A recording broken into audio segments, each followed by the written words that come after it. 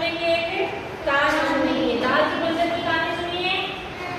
नहीं सुनी? तो क्या होता है, ये पुराने समय की बात होती है। एक राजा होता है और राजा का मंत्री होता है। क्या होता है? मंत्री होता है। पहले के समय में राजा शिकार करने जाते थे ना जंगल में, तो किसमें राजा और मंत्री अपने घोड़ों पे सवार होके अपने घोड़े साथ लेके कहाँ गए थे? शिकार करने। कहाँ? जंगल में। ठीक है, शिकार करने कहाँ गए थे? जंगल में गए थे।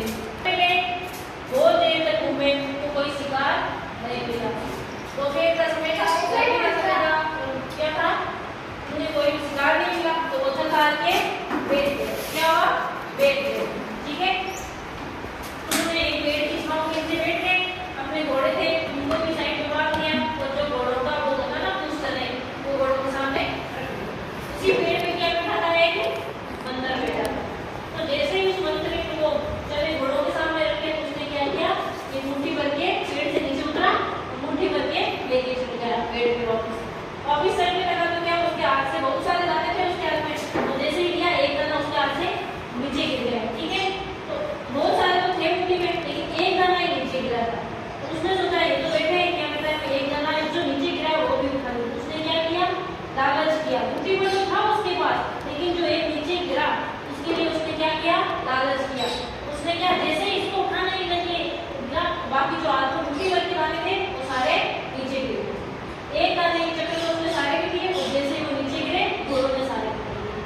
तो वहाँ पास में बैठा था मंत्री लोग, तो राजा बैठे थे, वो देख कर हंसा। राजा हंसा तो मंत्री ने पूछा क्या हुआ कि ये बंदर था, इसके हाथ में इतने सारे चने थे, लेकिन गिरा कितना था? एक गिरा था, और ये एक गिरा, इस एक को उठाने के चक्कर में ये वापस पेड़ से उतरा, और ये जो सारे इसके हाथ में थे वो भी नीचे गिर गए। नीचे गिरते ही घोड़ों ने खा लिया। उसने वो एक दाने का क्या किया था?